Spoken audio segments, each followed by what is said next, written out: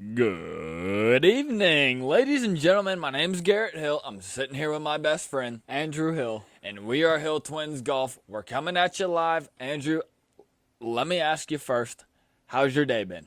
It has been a pretty enjoyable Thursday, I must say. We had the beginning of the Memorial Tournament, and we're also looking forward to some NBA Finals action, and NHL's coming up as well. There's a lot of stuff we have here to cover. Listen, let me tell you, there's no place I'd rather be than right here, right now. We're happy that you guys are with us. We truly are.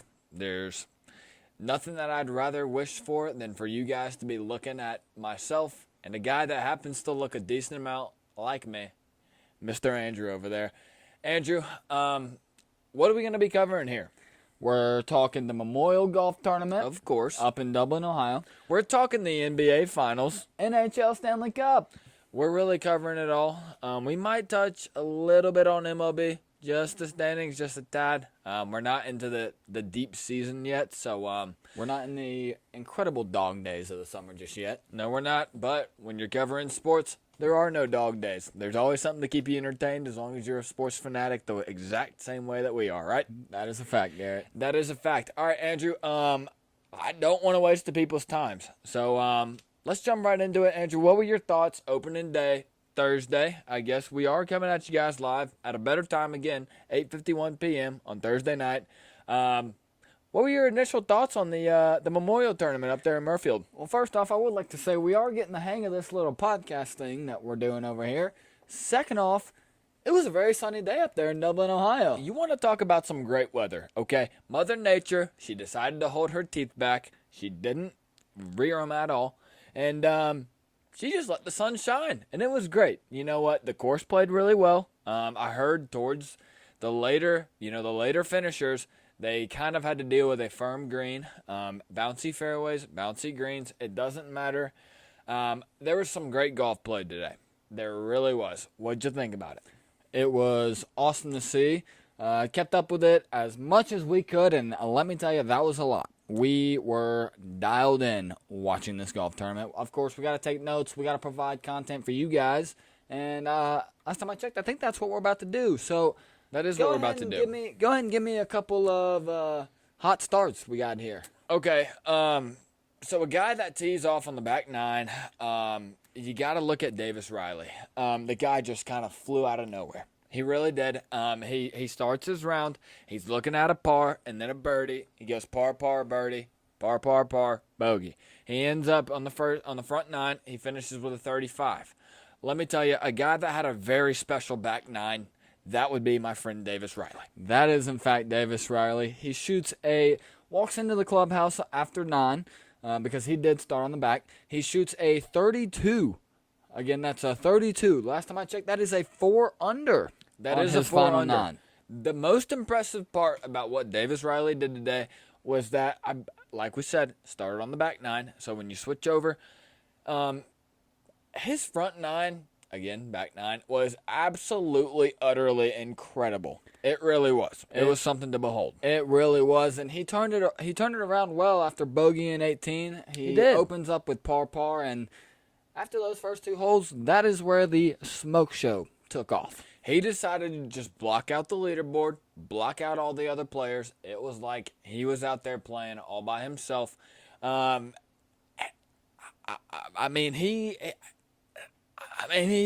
put in 4 birdies on the back nine, and that's incredible. Like you said, he went par par. That leaves the guy 7 holes to do something special, and let me tell you, the guy birdies 4 of them. He goes 4 of 7 for his last couple of holes. Special is what he did. That was incredibly special. I believe he was actually the last to come into the clubhouse this evening, and for a guy, like we said, he blocked out the rest of the players, blocked out the rest of the field. Why would you not just play as best as you can? He found himself in some good spots.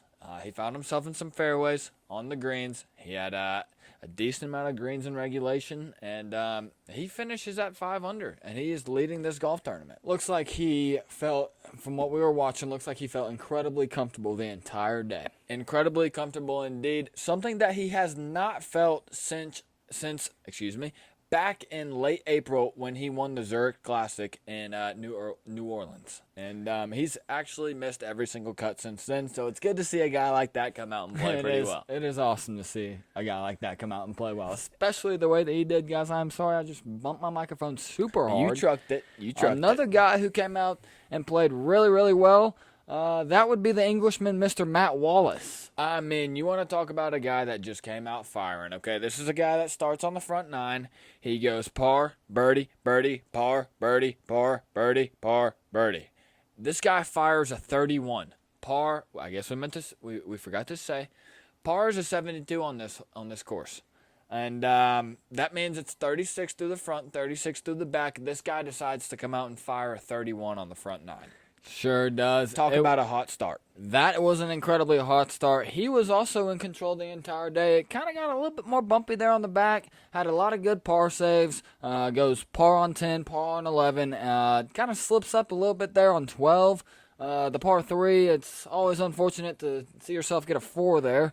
Bounces back pretty well with a par on 13. And, 14, he really just comes out there and puts one tight, and that's a good thing to see. He did put one tight. One thing a little bit frustrating, and Matt's got to feel a little bit frustrated about this, is he does end up parring the par 5 15th, and that was playing as the easiest hole today. It was playing as the easiest hole today. We saw a lot of eagles out of the field. Another thing that was pretty frustrating for Mr. Wallace's round is finishing 18 with a bogey 5. That kind of stinks. That is what put him 1 over par for the day. You got to feel confident, though, in the guy going into Friday. It seems like he was pretty. He had his feet under him on that golf course up there in Murfield Village. So he definitely had his feet under him. You think he got a milkshake after round 1? I'd say probably. For a guy that ends up just solo second, what do you go for? You think the field favorite, the Buckeye, or are we talking a different flavor out of the 14 that they offer over there? Let me tell you something that. Shout out to Fergie. The milkshakes will bring the boys not to the yard, but to the clubhouse. They love their milkshakes up there in Dublin, Ohio. They really do. That is a great take there, Garrett. And I think today was probably a good enough day to where he could walk into the clubhouse and say to himself, I think I shot myself into a milkshake today. I think he did. And it's just an incredible reward. Mr. Jack Nicklaus, he's got it rolling well. He's got a pure golf course up there, one of his signature courses. And he's hired some great people that know how to whip up a milkshake, that's for sure. That is a fact. And one thing I heard on the broadcast, and I don't want to give anyone a shout-out here, but shout-out to the major winner, Colin Morikawa himself. He brought up the fact that you should try a strawberry and crushed Oreos milkshake. How does that sound to you? I'll be honest with you. Strawberry and crushed Oreo is not the first preference that comes to my head when I think of getting a milkshake. In fact, for me, that would be a mint chocolate chip and Oreo milkshake from the one and only Steak and Shake. I know I'm generic, but that thing's incredible. I mean, the way that the employees up there in Murfield Village in Dublin, the way that they cook up their milkshakes, you got to think that thing's pretty good. Hey, call them scientific bonds, because strawberry and crushed up Oreos, it seems like those guys attach. It seems like they do attach. It really does. You want to talk about a guy that, he could have played better today. The previous Master Champion, that would be Mr. Danny Willett, Mr. Choke in the Fortnite tournament. Again, Mr. Danny Willett. What'd you think of his play today? Danny starts off, pretty reasonable. He goes par, par, par, par, and kind of starts cooking after that. He really does. In fact, he turns around and goes birdie, birdie, birdie, and then he kind of runs into a rock. Slips up a little bit on 8. Par's 9. Goes 4 on a par 3, which, like I said, you never like to see that. That is solely a tee shot thing. That is a tee shot thing. If you're playing par 3s, all my golfers out there, you know how imperative it is to hit a good shot on a par 3. Because if you don't, say you're in a bunker. For us handicappers out here that aren't scratch golfers, if you're on a par 3 and you hit it into a bunker, it's not a fun spot to be.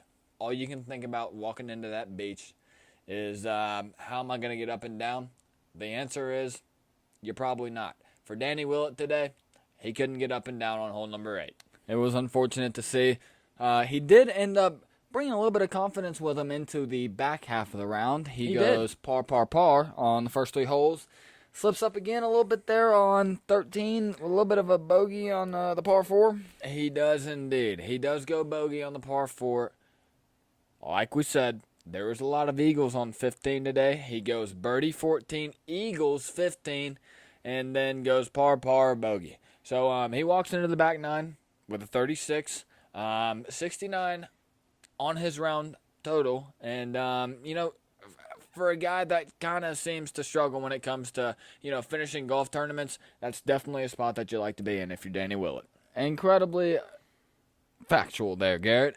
He shoots a 69 on the day, 3 under, and he's seeming in a pretty good spot going into Friday. Another guy who is in a very comfortable spot heading into Friday. Who's that, Garrett? That would be my friend, my dear, hopefully to be soon friend, Jordan Spieth. Okay, you want to talk about a guy that's coming back from a left wrist injury. He seems to be recovering pretty well.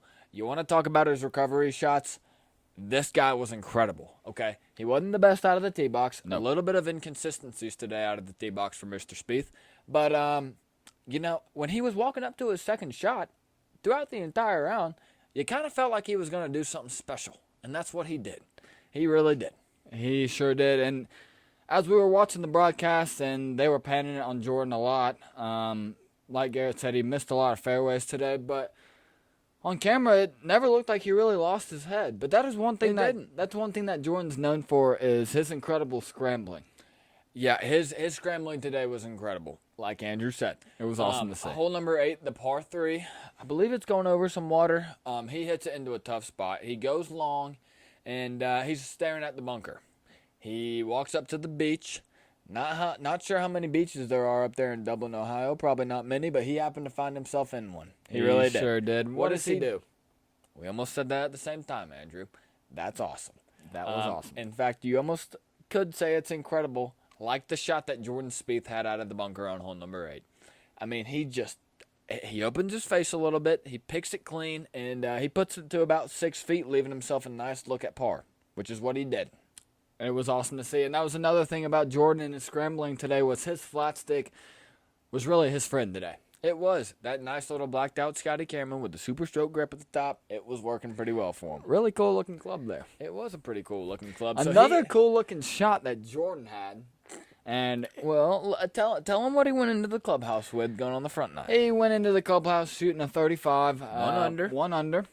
Pretty good, especially for where he was ending up out of the tee box. Listen, y'all should have seen this guy on hole number 1. I thought for a fact that he was going to get a triple bogey. Okay, the guy rips his drive, just absolutely duck, quack, hooks it to the left, and he finds himself in some really thick rough. We're not talking Megan Thee Stallion rough. We're talking just really thick grass up there in Murfield. It was incredibly thick, and it'd be hard to get a pristine lawnmower through that rough. It would. John Deere, take your seat, because you're not cutting it the way that they want to up there in Murfield. Unless they're using a John Deere. We haven't confirmed that fact. Probably a True Green or a Husqvarna. It could be. Nonetheless, Jordan Spieth hits a great shot on hole number 1. I mean, for a guy that hadn't been playing well in the last 2 rounds, he didn't play well at the PGA Championship. Didn't play well at the Charles Schwab. You kind of start to think a guy like that, his left wrist is really starting to come into play. No, it wasn't. Andrew and I actually looked at each other today. We said, well, that's a double bogey on hole number 1. You remember that? Yeah, we said he's playing some great golf, sarcastically. Yeah, it was sarcastically for sure. He gets up and down somehow. Because, in fact, I think his second shot out of that rough ended up in the bunker. Yeah. Am I wrong? Nope, you are correct. I am correct. Like we said, this guy was just an absolute wizard out of the bunkers today. He really was. Not a wizard tower, Clash of Clans. He was just a wizard himself. He was, in fact, a wizard. Another wizardry moment that Mr. Spieth had was he hits a good tee box.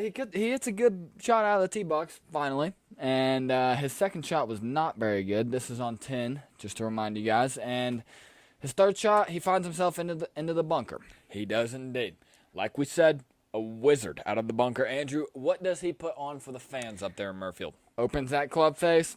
That's a pointer. Always take it with you guys. Opens that club face. In fact, yeah, I think if you're, Andrew seems to struggle just a little bit with his bunker shots.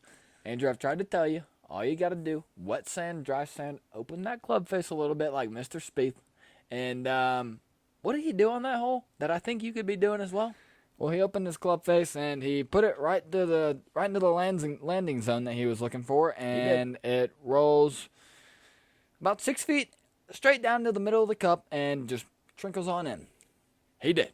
He pinned that flag pin. He really did. He hit it hard, and that ball had no other choice but to just drop straight down, and that's what it did. So he walks out of hole number 10 after being in a bad spot in the bunker for his third shot with a birdie. Whenever you see somebody hole out from a bunker, it's pretty incredible to see. It wasn't a dunk. Shout out to myself, but nonetheless, he chipped it in out of the bunker, and it was great. It's always awesome to see a guy fist pump while he's walking out of the beach. Absolutely it is. He kind of keeps that momentum going for the next hole. He birdies 11, the par 5. He gets a 4. He goes par, par, par, par, par. And then he goes birdie on 17. 18 was probably the hardest hole on the entire golf course today for the entire field. That is a fact. He struggled.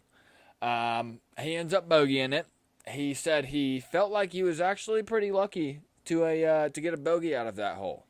I think for him, I think the last 3 holes going into the clubhouse are pretty tough. I know 16, 17. Long par 3, 16 is. We could say 17 was tough. Nonetheless, he walks out with a birdie. It probably still was tough for him. It's a PGA course. It's got to be tough. But yeah, 16, 17, and 18 were really tough for him, and he really started to see the results of the toughness on 18 with the 5 on the scorecard. And like you said, he is lucky to get away with a bogey on that one. He sure is. For a guy that, like we said, is coming back from a left wrist injury, that's obviously your lead wrist. He hasn't won on the PGA Tour this season. I've been noted on this podcast saying that I thought that Jordan Spieth was going to win I think maybe 2 times so far. And we haven't even been rolling this thing for 3 weeks yet. But he's off to a good start for this tournament. He is off to a good start. He's off to a great start. Another guy, there's a couple other guys that started out really well. They just couldn't seem to, hit the shots that put them up there in the lead. And with Jordan Spieth tied at 3 under, tied third, we're looking at 5 other players. 6 total if you want to include Spieth. We're looking at Adam Hadwin, the Canadian. Sprinkler Head Hubbard. That would be Mark Hubbard. That is Mark Hubbard. Sprinkler Head Hubbard. I'm not 100% sure what hole it was on. I thought a patron was about to get dinked because this guy, he lasered one. Whatever club he had in his hand, it was one club too much, and he hits it past the green. And what does he hit? Well, got a little bit unlucky. I think he may have either swung too hard or, like Garrett said, had the wrong club in his hand. But if he does not hit this object, the patrons are not in play because, like we said, that rough is incredibly thick, but he hits a sprinkler head. Almost starts sprinkling on the patrons. There was a poor little lady that was sitting behind the green, probably thought she was safe the entire round today, and she had to, duck and cover, like they say. So that was pretty scary to see. She was sitting far back there, too. She was sitting far back there. How she even had to, be scared? Mark Hubbard, I'm going to need some answers because you're the only guy that has them. Like we said, we got Mark Hubbard tied at 3 under for third. We're also looking at Shane Lowry, the Irishman. Shares the country with Mr. Conor McGregor. That's a guy who came out on a scorching heater. He really did. You want to talk about a guy that's on a heater? I mean, he starts on the back, and he goes par. And then he just goes on a tear. A birdie tear, as they might say. Tear goes birdie on the par 5 11. Birdie on 12, the par 3. Birdie on the par 4 13th. Birdie on the par 4 14th. Probably wishes he could have gotten an eagle on the par 5 15th. He didn't. I believe he had an eagle putt. But then his round kind of started to come more, worldly. And he goes bogey, par, bogey. And then he makes the turn. And he just couldn't keep up that birdie train. It's hard to do that. Honestly, a lot of guys look for that number of birdies in one round, and this guy shot it in the front 9. Yeah. Which is obviously very impressive, but he ends up bogeying 1, birdieing 2. And then he goes par, par, par, par, par, par, par. He shoots an even 36 on his back 9, and then he also shoots a 3 under 33 on his front nine. The hot start is really what carried Shane Lowry today, and he looked like he might have been a little rattled, especially after those couple bogeys making the turn. And you just got to hope for the guy that he can just keep it rolling through. It's his time, I think. I hope so. That's a guy I haven't seen on the leaderboard for a while, but I'd like to see him up there. I do too, and I don't want to make any bold predictions, but I think he's going to have a top 5 finish this weekend. That would be cool. That would be pretty cool. That'd be very cool. Another guy who came out firing, shot a lot of birdies. The one blemish on his scorecard today was the double bogey on 16. And that's, again, the par 3 16th. Plays a little bit longer. Who are we talking about here? That'd be David Lipsky. The David Lipsky himself. He goes bogey-free round except for hole number 16 where he just, he doubled it. Whenever you get a double on a par 3, that really has to hurt your mentality. Besides that, he was bogey-free and just only birdies. He ends the round with 5 birdies. Front 9, he goes 34. Back 9, he goes 35. Again, ends at 3 under. That's gotta be a guy that you think might be in contention going in the weekend. I sure hope so. He is up there after Thursdays a lot of the time. It'd be nice to see him actually kind of, expand on that good golf. But we'll see what happens. Another guy, I'm going to let you take this one. That'd be my good friend, and he was my sleeper pick for last weekend's golf tournament. But that is Mr. Austin Eckert. He had a kind of an up and down day. But like we said, the par 5 15th was playing as one of the easier holes on the day. Ends up eagling the 15th. That'd be getting the ball in the hole after 3 strokes. It was a par 5, like Andrew said. I'm not sure where he started, front or back. Nonetheless, he goes 4 bogeys. He goes 5 birdies and then 1 eagle. So a guy that you hear that, and you got to think that he played pretty well. Front 9, shoots 35. Back 9, 34. Ends up at 3 under with everybody else, the group of 6. But that's a guy that definitely is carrying some momentum going into Friday. You're hoping that he can keep it up. Kind of a younger tour player. And it'd be nice to see the guy make some money for himself in this elevated event. Is this weekend going to be the first weekend he breaks through? I'd like to see so. Where'd you say you went to school? Is that Oklahoma State? That would be Oklahoma State. Perennial golf powerhouse. It is a perennial golf powerhouse. Shout out to Victor Hovland. We're gonna get to you in a minute. Matthew Wolff as well. We got some big names for you. But first, we're gonna talk about Wyndham Clark. Kind of a lower tier name, but he won the Wells Fargo earlier in May. So he seems to be picking up some speed. He really does, and you'd like to see him, keep it rolling through the weekend. Playing some confident golf, that guy is. He is playing some confident golf. He goes par, bogey, birdie, par, par, par, par, par, bogey. Ends the front 9 at 37, 1 over, and then the back 9, he just kind of plays solid golf. Andrew, what do you do on the back? He does play solid golf. He opens up the par 4 10th with a par.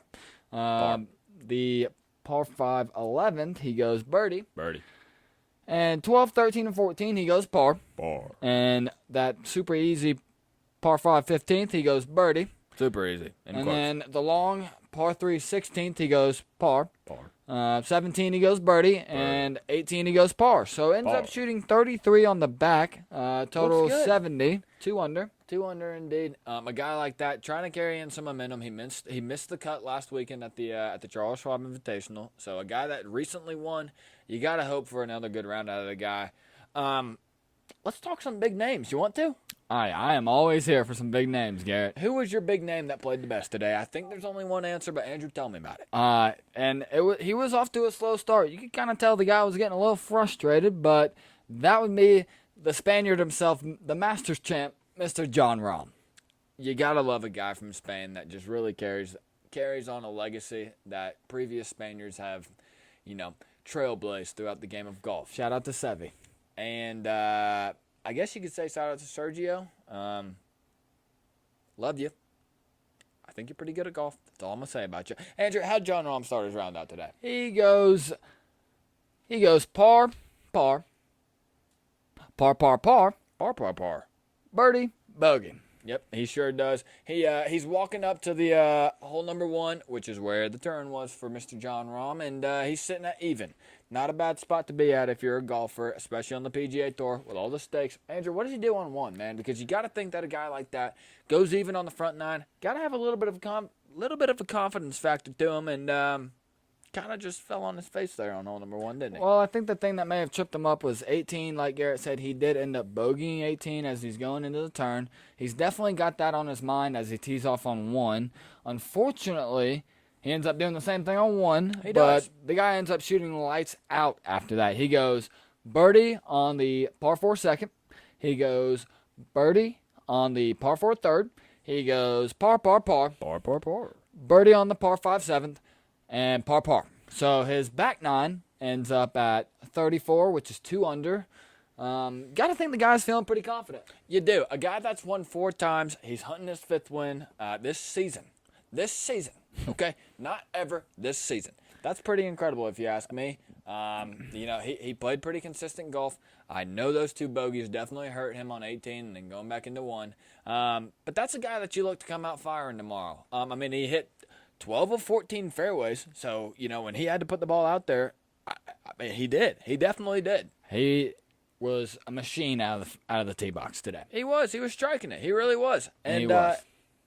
His second shots were looking pretty good, too. His second and third shots, whether it be a par 5, 4, whatever you want to look at, a guy that hits 15 of 18 fairways, you got to say he's playing pretty well. He is playing pretty well. You think that one was worthy of a milkshake? Let me hop back. 15 of 18 greens in regulation, not fairways. He hit 12 of 14 fairways. Nonetheless, a guy that goes 15 of 18 greens in regulation, that's pretty good. Milkshake worthy? Milkshake indeed. Andrew, let me ask you, what kind of milkshake do you think Mr. John Rahm is drinking? Consuming, I guess you may say. I gotta say, I feel like John is a simple, laid-back, easy guy. I think he's either a chocolate or a vanilla guy. I kind of figured that's where you were going with that. I think he might be too. I also think you might throw in a little bit of a wrinkle, and he might end up being a Buckeye guy. Hey, you never know. That's a question that I'm going to have to ask you myself, John. Yep. Hop on the podcast if you'd like to. The podcast that currently doesn't have any logo. As you guys can see, that TV that was turned on for you guys that had a logo on there, today I just decided to take the day off. We called Vizio. Absolutely no free shout-outs to these guys because they were no help. They really weren't. So last night, we tried to record. We tried to give you guys a little preview. We're transparent over here at Hill Twins Golf. We tried to give you guys a little preview. Andrew, what would you call that? Unprepared and unprofessional. I don't know if I'd say unprepared. Unprofessional, maybe. Best word to describe it overall, that would be not milk, but a dud. That's a dud. What we did last night and produced last night was a dud. And so what we're about over here at Hill Twins Golf is providing you guys the best content. And so we're not going to throw out a dud. We're really not. So what we decided to do was obviously just give a recap of day one, talk about some other sports, and here we are. We get off work, we come down to our garage, get everything set up, and I believe, what was the thought that you had in your head? I'm looking at everything in here. Lights are turned on. Everything is looking incredible. It does. And I look over at the TV and Mr. Reliable. I've had that thing for about 3 months, and it has never not once turned on. Has never not once turned on. Well, not turned on. And I just think to myself, I said, this is going too well. Everything is set up technologically. Everything is running smooth. And I look at the TV down here, and I think to myself, hopefully this TV is not the night that it decides to stop working. What was it, Andrew? The night that it decided to stop working. That's really unfortunate. No need to fret, guys. We got a custom flag. It's going to be a vertical flag. It's going to have Hill Twins Golf logo in the middle of it. So what you're not going to have to deal with is a dummy little glare, like right about there for all my YouTube watchers. You're just going to get a nice little flag. It's going to have our logo. It's going to look great because our logo looks great. So, nonetheless, Vizio, we called you guys. You could have been a little bit more help. You could do better. And I'm a little frustrated. As I said, I spent a nice little chunk of change on that, and now it just doesn't work after 3 months. So, listen, let's get to it, Andrew. You know what does work? That would be my boy, Country Club Keith. Cashmere Keith. Boy, do I love Cashmere. I truly do. That guy's got some style. He does have some style. It's awesome. He's also got some really soft fabric. He really does. Cashmere is soft. I mean, it is top notch, and Keith wears it all the time. You know, you got to love it for a guy like that. Even more that you have to love for a guy like that is the way that guy played today. He really shot pretty well today. He starts off firing. He goes, kind of feels himself out. Like everyone else, just about everyone else who teed off in the morning, they also started on 10. Goes par on 10. And the birdies start flying. I think that might have been your best attempt at a tweet. Tweedledoo. I mean, that might be mine, but listen. So the birdies start flying. He goes birdie on 11, par. And what does he do, Andrew? He goes birdie on the par 4, 14th, 15. He also birdies. In quotes, the easiest hole. That's not going to be easy for me. It played 4.5 strokes today. And on a par 5, that's pretty good. That is pretty good. That means you got a lot of birdies flying. Oh, yeah. So he ends up birdieing the par 5, 15th. The long par 3, 16th, he really well shoots a par. And 17, he also goes par. 18, he goes par. And he heads into the turn. He's walking into the turn with a 33 on his scorecard, so he's looking at 3 under. There were not a lot of guys at 3 under after their first 9. Let me tell you a little bit of a snippet about Keith. I'm not going to reveal too much. All I know is that jersey behind Andrew's right-hand shoulder, if Keith saw it, he might recognize it because that's my guy. Keith, I hope you're watching. I hope eventually you're watching. Cashmere, Country Club Keith, Pfizer Keith, we need you on the pod. So hear me out. Andrew, what do you do on the back 9? So he ends up par on the first 3 holes, which is, very solid for a golf course like this. But the birdie starts flying again on the par 3 4th. And after the par 3 4th, he kind of just decided to put it into neutral, and he goes bogey, bogey, par, bogey, and par to end the round. Yeah. A guy that is sitting at 3 under making the turn to a finish 2 over, that's not going to be the best feeling. It's really not. Hopefully he gets a great night's sleep tonight. I'm sure that guy also probably got a milkshake as he was leaving Murfield. Oh, he absolutely did. One day I'm going to ask him, and it's going to be right here on this pod, and we're going to tell you what type of milkshake he got back in the 2023 Memorial Tournament. And what are your guesses? I'm going to have to go strawberry banana milkshake. Something about strawberry tonight for you, eh? Hey, strawberry banana. You can never go wrong with that. You like strawberry? I don't like strawberries at all. I know you don't. You're missing out, man. That's a great fruit. Hey, bananas, though. I can get behind those. I can get behind some bananas, too. Okay, I did not like bananas for the entirety of my, childhood. Growing up, my livelihood. I never liked bananas. The first time I actually sat down to eat one of those things, I ripped the peel off. Right thumb first, gotta get in there and get the peel coming off. And let me tell you, I was amazed. The taste, it doesn't taste bad. It also tastes, it's somewhat good. The texture is the only thing that I could, maybe take a step back on. And one thing I think is pretty cool about bananas is what's that? You got to be watching them. They're like a plant growing. You do have to be watching them, and you got to make the right decision as to when to peel back that peel. When they're ripe, when they're not ripe. Another thing about them that you got to be watching for is the way that you can slip on them. You never want to slip on a banana peel. You want to talk about a guy that might be slipping. I hope to God he's not slipping. That's Mr. Scotty Scheffler. Listen, the guy plays good golf. He strikes the ball incredibly well. He really does, but I don't know what's been going on with his flat stick. I really don't. If I was a golf doctor, you know what I would call that? Does it start with a Y? Mm-hmm. Don't say it. Don't say it. That would be the yips. That guy's got an incredibly nice putter, Scotty Cameron, but he just cannot hit it well. He really can't. And it's unfortunate to see from a guy who's right now, at least. He might fix it. Well, the crazy thing is he starts the early on big tournaments of this year. You got the Waste Management, takes a dub in that. Wins. I mean, the putter's got to be good in that I tournament. mean, you got the players down there at TPC like Sawgrass. 3 weeks later, he wins the players. I mean, the guy, he has been putting well, just not as of late. And it might be a recency bias thing because we know he can do it. He just hadn't done it as of late, and it's really sad to see. Incredibly sad. He opens up his round. He goes on hole number 1, par. You're gonna hear a lot of the B word here, and not the good one. We're talking bogey, par, bogey, par, par. Here's a good one, birdie, and then bogey again to go into hole number 8, and then he decides to par number 9, finishes the front 9, 38. Obviously, you want to be 36 or below, so he's 2 over going into the back.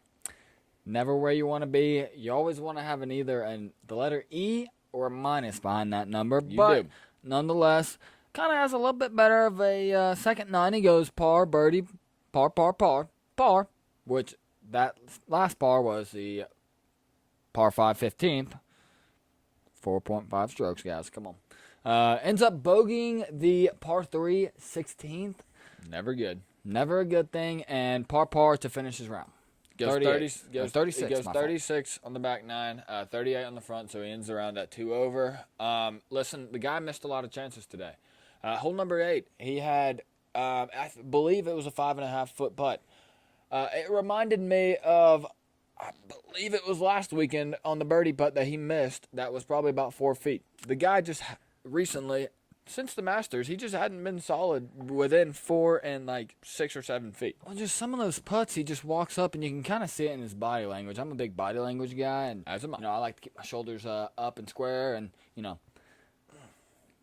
presenting myself well. But he walks up to these 4-footers, and it's almost like his shoulders are slumped. He doesn't have any confidence that he's going to make the putt, and for a guy like Scotty, it's really hard to see, and you almost wonder if that streak of him being top 20, the 14 tournament streak that he's got going, is I was in about to jeopardy bring here. that up. I'll be honest with you, I'm a little worried about it. Okay, the guy has just finished, what was it, 12 of 20 in the top 12? It was 14 straight tournaments where he's finished top 20.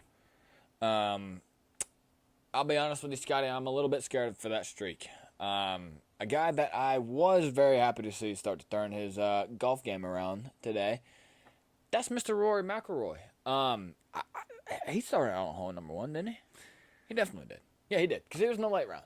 He starts off on hole number 1. He goes par, par, birdie, par, par, par, par, birdie, par. He ends the round 34 on the front 9. That's a guy that I decided that I was about to whip my wallet out for, but I decided to keep it in my pocket. Probably a good decision. I think it might have been, but the guy likes to start playing well and start heating up. His last couple of tournaments, he just hadn't been playing well on the first day. So he's always put himself in a bad position, hadn't really been able to climb himself back.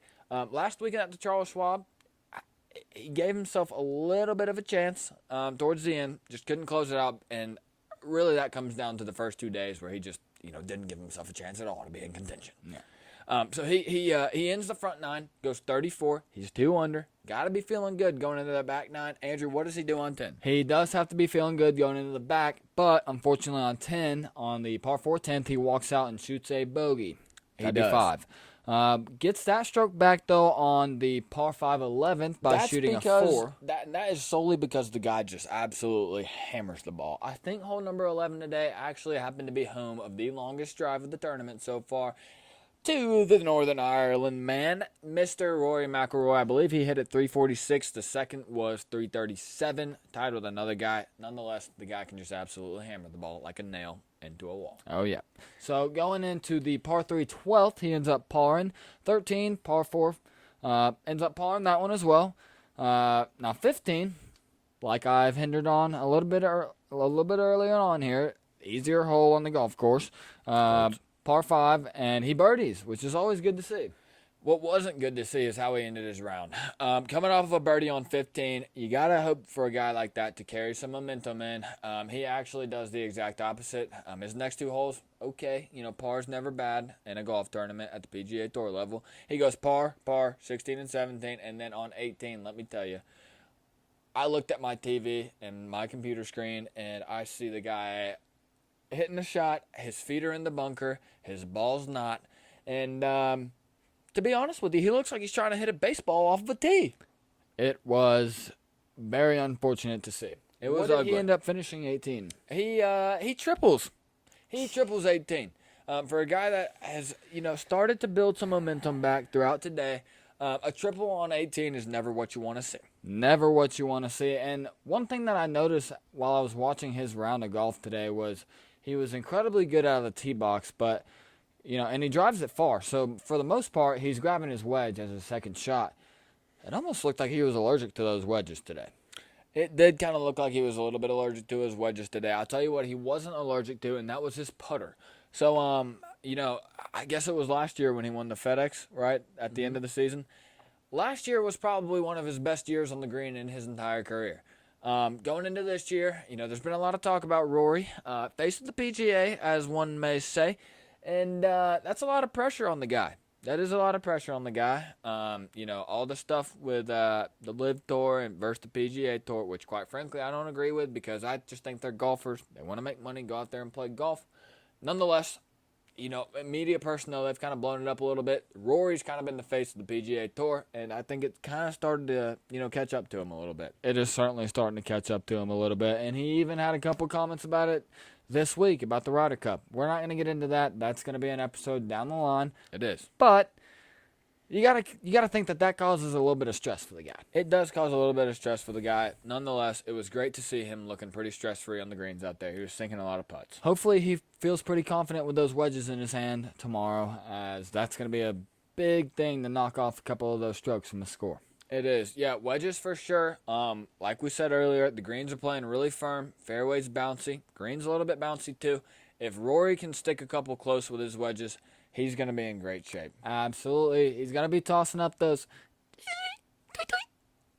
birdies. Birdies, baby. Yes, Let's sir. go. I want to see it, Rory. Come on. I do too. I really would. And, Andrew, there was a lot of other big names that, quite frankly, didn't really seem to be playing that well today. Struggled. They did struggle. A lot. Yeah, a lot indeed. We're talking Xander Schauffele. I think he's five over. Yeah, he is 5 over. Xander is not playing his best golf. That is for sure. A guy that, you kind of want to see him win again on the PGA Tour. Just kind of a nice little humble Yes. Californian. San Diegan. Yeah. Is San that- Diegan. Listen, guys, you can fact check me. I don't know if that's how you say somebody's name that resides in San Diego, but I'm rolling with it. We're going to make it my own. That is Xander Schauffele. He's a San Diegan. And he shot 5 over today. That's not good. That is not good at all. We're talking about a lot of bogeys here. In fact, on his front 9, he went 3 bogeys, parred the rest of them.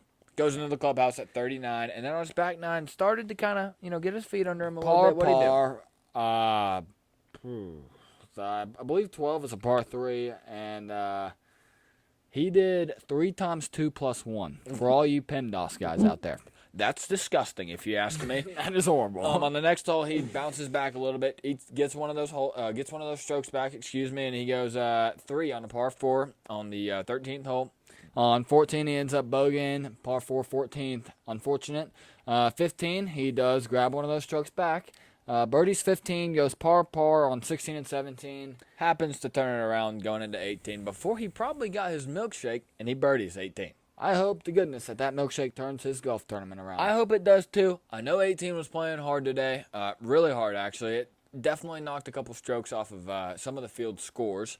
But, for a guy like that to birdie 18, maybe not. It builds up a little bit of momentum for the guy turning into the round tomorrow on Friday. I hope that it does. Another guy who did not play very well, definitely struggled to keep up with the rest of the field. That is another, a younger guy, but he does have a major. That's Mr. Matt Fitzpatrick. He does have a major indeed. Talk about a guy that did not get out to the start that he wanted to. We're talking bogey, birdie, Bar, the good B word. Another birdie on hole number 5. bar, Bogey. bar. And Close your ears. the DB, not the 3-wood sitting up there, the double bogey.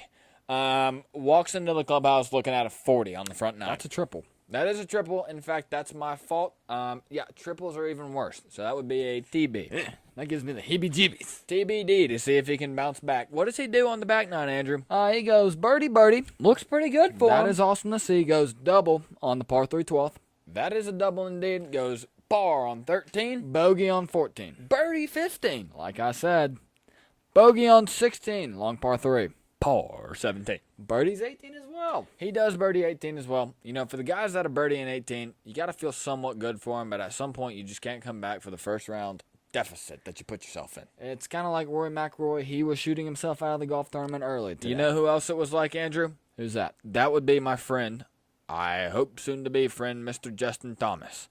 You want to talk about a guy that just did not play good golf today, and he honestly has not played the best golf overall recently. I hate it for the guy because I really like the guy. He's a man of the people, but he just hadn't really been playing good golf today. I mean, he hadn't been playing as bad as Xander and Mr. Matty, but just overall just couldn't seem to get his feet under him. No, he could not. He starts off. He goes. I believe he was in the later group, so he starts off on 1. He goes bogey on 1, par on 2, birdie on 3. Par on 4, birdie on 5, par on 6, and birdie on 7. So for a stretch like that, I mean, you got to think that he might be starting to turn it around. I know if it's me and I birdied 3 of 5, I guess 3 of 6 holes, I know I'd be feeling pretty good. I'd be feeling like that was a pretty good golf round. What does he do on hole number 9? On hole 9, he goes bogey. He does indeed. He walks into the clubhouse 1 under. Like we said about John Rahm, was it John Rahm going even into the clubhouse? Mm-hmm. John Rahm. Like we said about him going even into the clubhouse, it's a guy you got to be feeling good about. This guy absolutely just poops the bed on the back nine. Excuse my French. That he does. He goes bogey on 10, par on 11, par on 12, par on 13. Oh. Bogey on 14, bogey 15. The easiest hole. In quotes again, the easiest hole on the golf course today. You know, he actually does decide to throw up another par on his scorecard on hole number 16 on the par 3. And what does he do on the rest of them? On the rest of them, he goes bogey on 17 and par on 18. He does. So he's walking into the clubhouse 3 over. You know, kind of hate to see it for a guy that you love like that. Andrew, another guy that we really, you know, wish would have played a little bit better. There's actually a couple guys. A guy that we wish would have played a little bit better, and that is my friend Victor Hovland. That is Victor Hovland. Never could really get his feet under him. He couldn't get his feet under him. For a guy that, you know, ball strikes the way that he does, he just kind of ended up with a lot of greens not in regulation. He was, you know, kind of chipping off of the side of the green there and, you know, kind of put himself in a tough spot there. He sure did. He sure did. Nonetheless, he walks into the clubhouse. He goes even on the front 9 and 1 under on the back 9. So for one of our friends, hope to soon actually be friends, Victor Hovland, you like to see that from a guy on day 1. You do love to see it. He did a great job of shooting himself into contention heading into Friday and into the later parts of this weekend. He definitely did that indeed. Andrew, talking about going into the weekend, who are some of the guys that you are actually just particularly looking at to make some, you know, late moves or early moves and going into the round tomorrow? I mean, who do you have for this weekend? I don't want to ride the bandwagon of the Texas alum himself, but I do like where Mr. Jordan Spieth's golf is at heading into Friday and into Saturday and Sunday. I like where his golf is at, too. I always like to see Jordan Spieth play and play well because when he is, it's actually really entertaining, and it's great for the sport is really what it is. It is great for the sport. He is another one of those big names that if they're playing well, if he's playing well, you got to feel like this is a pretty good golf tournament. You do have to feel like that. So, is he the guy that you're rolling with to win this golf tournament? I think I am going to roll with Mr. Jordan Spieth to win this golf tournament, break through. I think Jordan's definitely got a good chance. A guy that definitely played himself pretty well today, played his cards right. That's Mr. John Rahm. I think he does break through for his 5th PGA Tour win again on the season. God, that guy is just good at golf. He's just good. He is doing well. Yeah, he is doing well. I think he breaks through and wins his 5th on the year. I would love to see it. I mean, you know, coming off the Masters win, he's been playing some good golf. The PGA Championship did not really go his way. Neither did the Charles Schwab, really. But nonetheless, he's playing some great golf, and he's been to Murfield Village before. He knows what it takes to win out there, and from what it sounds like, Garrett, it sounds like you're taking him to win this weekend. I am taking him to win this weekend. Vamos. Vamos indeed. I'm not going to give a score prediction here because I took Jordan Spieth at 14 under last weekend, and he missed the cut. So as much as I love you, Jordan, as entertaining as you are, I'm not going to give a score prediction this time. That kind of bit me there. So yeah, just save yourself on that one. yeah, I will. One thing that we need to do, or I guess one thing that a team needs to hope they save, and that is the Cinderella story that the Miami Heat have rolling here in the NBA Finals. They are rolling high, headed up there into Denver. Not much rest for those guys down in Miami, but they've defied a lot of the odds that have been written against them. They have defied a lot of the odds that have been written, as Andrew said. For example, in the last 3 series that they've made their NBA Finals run through, they've won every single game one on the road. We're actually sitting here looking at it. There's about 7 minutes and 15 seconds left in the third quarter, and these boys are getting cooked right now. Okay, Denver is mollywopping them. They sure are. One thing they are doing, just looking down here at the score, is they're staying into it. They are staying in. They're down by 14 right now. They've got a decent chance to come back. I like Miami. I like the grit and toughness they've showed. I hope they can take this series as far as they can. But to be honest with you, I don't necessarily think the Heat's key pieces, not Jimmy Butler. That guy's just going to play good basketball, throughout the series. He might have a 20-point game, and then I think the next game he might pop off for 30. I sure hope so. That's a guy who's going to need to play well this series if the Miami Heat are going to want to win the NBA Finals. For them to even have a chance. If he does not, this thing can get ugly, and it can get ugly quick. One very interesting thing about this series, and you want to talk about a very interesting thing, that is the change of sea level. That is the change of sea level. It's something that you can't deny. Miami in the United States is probably one of the lowest sea level points. And what's Denver? Last time I checked, there is some high altitude up there. Not only high altitudes, we're not going to get into that. We keep it kid-friendly over here. But yeah, the high altitude really probably affects basketball players as well as all other athletes, from what we've heard. That is a fact. And a fun fact on Denver, they are coming into this series incredibly hot. One could say scorching like heat. Nice. See what I did there, guys? Nice. Yep, they are 12-3 this postseason. That's not a lot of lost games. Nope. So this is a force to be reckoned with. Another thing that's pointing into Denver's favor is the fact that they are 2-0 against the Heat this season. That is something that Denver has got to feel pretty confident about. One thing that Miami is hoping to feel confident about is the fact that Jimmy Butler is riding high. Caleb Martin is probably feeling like he got snubbed of an Eastern Conference Finals MVP. Oh, he did. He definitely did. Nonetheless, you got to hope that those guys really step up for Miami in the finals, as well as Bam Adebayo. Like you said, and Bam is putting on in Game 1. The rest of the team is not. Like you said, you got to hope. One thing that I'm sure the Denver Nuggets don't have to hope for, and that's for a solid performance every single night this series out of Nikola Jokic and Jamal Murray. Okay, these guys are playing fantastic basketball into this series. Talk about some hoopers. Some Serbian. Shout out to my boy Jim. Some Serbian hoopers. Okay, Nikola Jokic, I think he got snubbed this year of the MVP the same way that Caleb Martin did of the ECF MVP. But you deserved your back-to-back-to-back. Like the Georgia Bulldogs. Don't even have to look at the camera for this one. You got snubbed. You really did get snubbed. It doesn't matter. You're going to be holding the Larry O'Brien trophy after this series. I think it goes to 6, but my pick's the Denver Nuggets. Wow. I could probably get on that train, but one thing that's going to have to propel me to that train and that's Denver's role players playing well. We're talking about Kentavious Caldwell-Pope again. Dogs. Bruce Brown. Shout out Lana. Christian Brown, the Kansas grad. Hey, he has got a chance to make some serious history here. He does. Won an NCAA championship with Kansas University last year, and he did. About a year later, he finds himself sitting in the NBA Finals as a pretty good role player as well.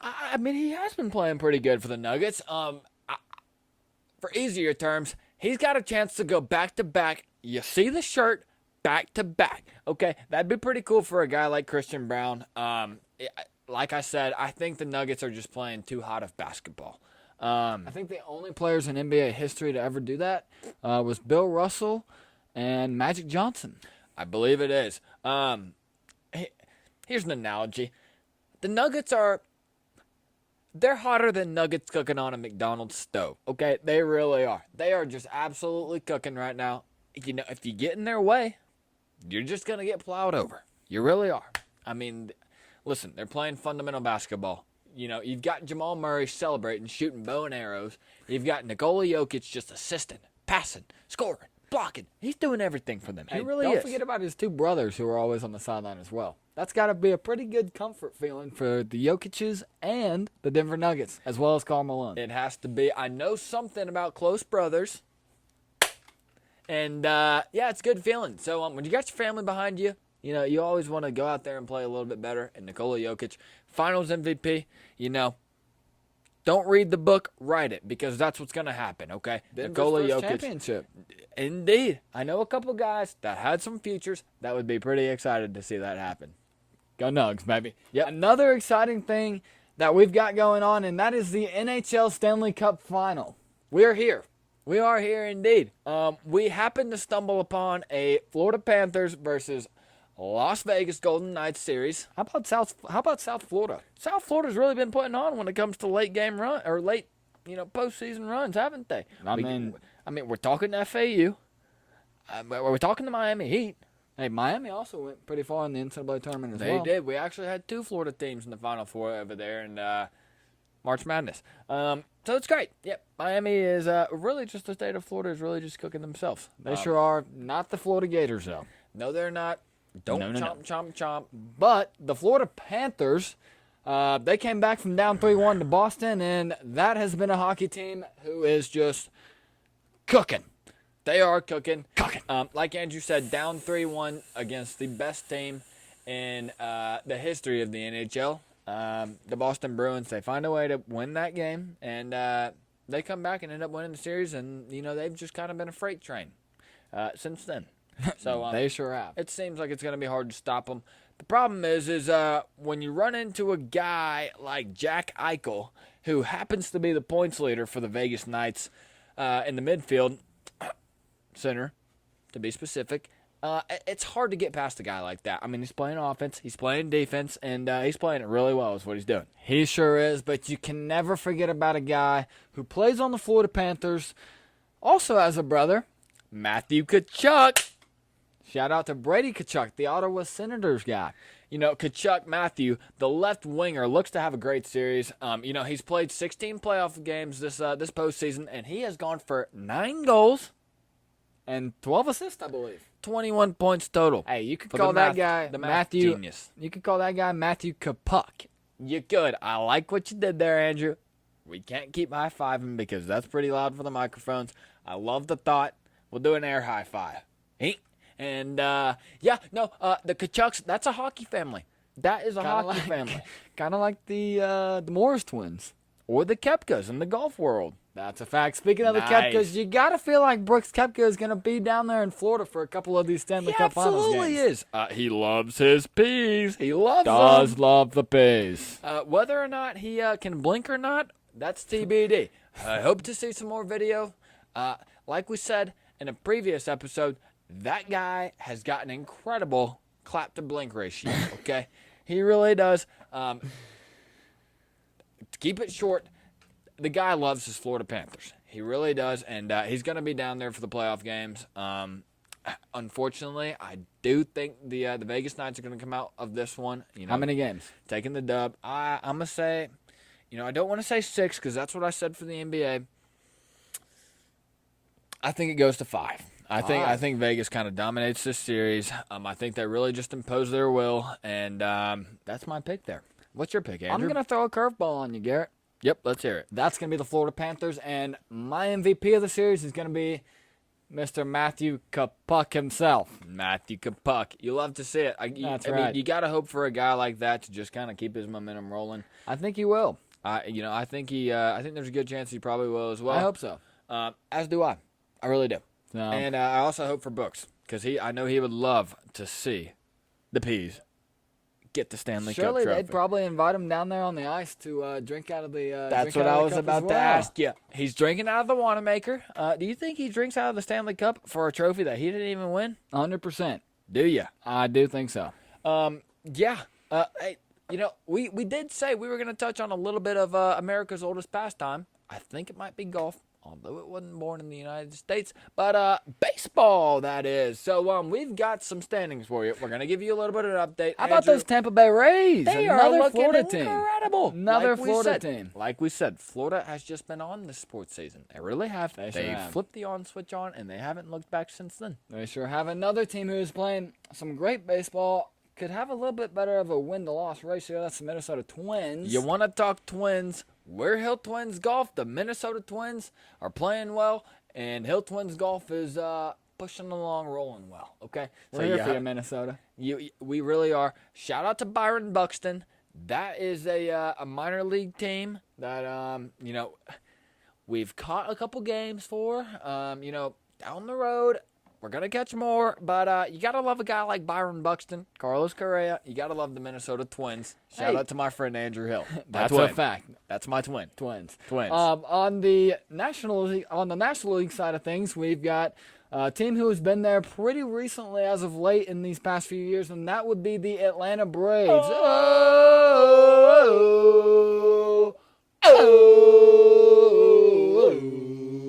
You gotta love to see the Braves just continue their good baseball, right?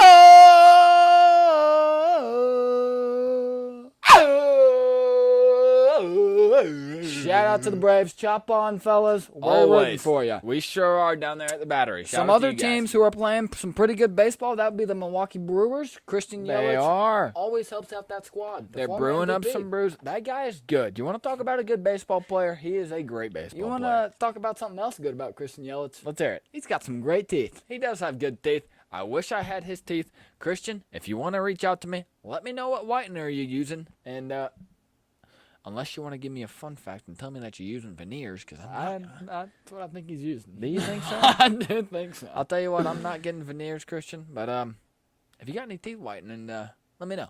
Send it our way. Yeah, please do. Arizona Diamondbacks are playing really well as well. That's something you like to see. As myself, I am a fellow Dodger hater. I am. Yep. I would like to see the Dodgers have to kind of scratch and crawl into the MLB playoffs. It would be nice. They're currently sitting at second. They're at 34-23 in the win-loss column. They're 19-8 at home, which is a little bit scary. But the Dodgers, they're kind of a team that think might crawl their way back, but a team that you never thought would be there in the first place, and that's the Arizona Diamondbacks, as they were one of the worst teams in the MLB in the last couple of years. No kidding, but they do have some great pitching, and that always goes a long way. Just ask the Braves. It always does go a long way. I'll tell you one thing that's always going to go a long way. What's that? That, my friends, is Hill Twins Golf. Okay? That's a fact. That is a fact indeed. We're even going to go further than Rory McIlroy's longest drive today, because Rory McIlroy can't drive the ball to Pluto, and that, my friends, is where we are going. Okay? We sure are, Garrett, and I'm excited for you guys to be along for the ride with us. As am I. As we've mentioned in previous episodes, we got a giveaway coming out. That's going to be 60 Pro V1s, 5 dozens, going to one winner. All you got to do is, when the giveaway post comes out, it should be next week. I'm thinking probably Wednesday. When it comes out, tag 2 friends. Tag 3 more friends if you want to get 3 total entries. We're talking 5 friends total. Like the post. Follow the Instagram. Maybe like and subscribe on YouTube if you want. Go follow the podcast for sure. You'll be entered for a chance to win 60 Pro V1s. That's 5 dozen. Get the Strixon, the Top Flight, all the crappy, excuse my French, balls out of your bag. And enter the giveaway. Because you can't win if you ain't in, as we've said. What do we got at 1,000? We are looking at a purity of a Mizuno 3-iron. Gives me the heebie-jeebies. You make some solid contact with that thing, and it's going to fly. It's going to fly, and it honestly might fly 300 for you. It might. There's a good chance. I hope you're lifting weights. Your ball speed has got to be incredible for that. So does your swing speed. Nonetheless, we're giving away great things over here at Hill Twins Golf. Hazardous shaft. Hazardous shaft for sure. It's an all blacked out club. It's great. We're not going to talk about it too much because that's 1,000 followers. what we are going to talk about is 60 Pro V1s. That's incredible. I know my favorite golf ball is Pro V1. I completely agree. I'm a Pro V1 guy. I am too. I think a lot of the audience out there is probably a Pro V1 guy as well. Or girl. Nonetheless, we're just happy that you guys are here with us. You know, we truly are. Andrew and I set out on this journey really just to, do something that we really love. We didn't expect anybody to hop on the train, hop on and become a day one like they have. And y'all have done just that. And it makes me really happy. It really does. Don't cry. It's hard to contain sometimes, Andrew. It really is. It just makes me just so happy. Look at you, man. Don't cry. You don't cry. Okay? Listen, guys, nonetheless, we love every single one of you guys. Literally every single one. And we couldn't be more thankful for you guys. We really couldn't. All we ask you guys to do is keep supporting us, because there's going to come a point one day where you guys look at me and Andrew's goofy looking at, and you're going to say that you are happy that you became a day one. You really are, and I can't wait for that. I really can't. I cannot either. Andrew, let me ask you, in fact, what are we? And what are we doing? Well, first off, I will say today is National Say Something Nice Day. It is National Say Something Nice Day. Lead us off, Garrett. Nope, this is you, my No, friend. you do it. You do it. You were born first. That's you, buddy. You were born first. I know I was, but you got this one. You got the honors. My National Say Something Nice Day. Obviously, I can't look at a different guy other than Andrew and say something nice to him. Andrew, you know what I got to say to you? What's that? I think you hit your driver so far. Garrett, I really do appreciate that. Of course, man. Of course. That's Andrew, really, what do you have to say? I'm really glad you said that, man. Yeah, of course. I needed that confidence for my swing. I know. Garrett. Yeah. You want to hear something nice about you, man? Yeah. I think your long hair looks awesome. Thanks, man. Yeah. I really appreciate that. I don't think you need a haircut at all. I actually thought about getting one tomorrow, but since my good friend Andrew over here decided to tell me that it looks awesome, I think I might just grow it down to my shoulders. That would be awesome. Another thing that's awesome, and I'm going to say something nice to you guys, and I think Garrett touched up on this as well. We love every single one of y'all. We do. That's every nice. one of y'all. That's nice. That is awesome, and it is also very nice that you guys show appreciation to us by just following us and tagging along for this journey. It's fun. It's going to be fun. It's already fun. It is incredibly fun. Except for when the Vizio TV doesn't work. Yeah. Hey, by the way, shout out Vizio. If you guys are in the market for a new TV, we are talking LG. We're talking Toshiba, Panasonic. What are some other ones? Sony. We got Sharp. We got TCL, Philips, JVC, LG. Let's see. We're also I don't care to look at this one, guys, because I want y'all to know what TV to buy. We're talking Roku. I think they sell TVs. Maybe just the TV sticks themselves. They sell TVs. Okay, they do. That's cool. Let's see. What else are we looking at? Xiaomi. Westinghouse. Go get you a TV with any other brand except for the one that starts with V. Yeah, please do that. Vizio, we have thoughts about you. We're not going to dive into them. What we are going to dive into is getting out of here. I think we did pretty good today. I do too. I really do. I'm excited for you guys to listen to this. Listen, shout out to all of the day ones. Kelk, Dad, Mom, Andrew, obviously. Honey, Poppy, Mimi, Papa. Everybody, okay? Listen, you don't need a shout out to know you're day one. But we're just extremely happy that you are. Okay? And who are we? And what are we doing? We're Hill Twins Golf. We are coming at you forever. Forever. And we can't wait to have you guys back. I think it's probably going to be Sunday evening for a nice the Memorial Tournament recap. It's going to be great. I can't wait to see my friend John Rahm take home his 5th victory. That's going to be Jordan Spieth. It's going to be Mr. John Rahm. Jordan Spieth. But nonetheless, we will catch you guys on Sunday night. This is Hill Twins Golf. We're coming at you forever. And we will see you guys on the next one. We love every single one of you more than you guys even know and understand. I know it sounds silly because, we got 130 followers. Nonetheless, I love every single one of the 130 of you guys. We're going to catch a great game. Actually, we're not, because the Denver Nuggets are up by 21 right now, going into the fourth. We're going to watch the rest of this. Like Andrew said, Hill Twins Golf, we're coming at you every other time that doesn't start with the never, forever. We're coming at you forever. And Andrew, I think you might have something to say to one of my dear good friends. Let me reach on over here, bud. Come here, bud. Baby Yoda, your ear looking mighty pointy today. Great day we had today, Yoda. Great day indeed, my friends. Goodbye. I love every single one of you guys with the 2-finger hearts, and we'll see you next time on Sunday evening. Hill Twins Golf coming at you forever. Good night, sleep well, and have a great day tomorrow. See you guys. Peace and love. Love you. Happy weekend.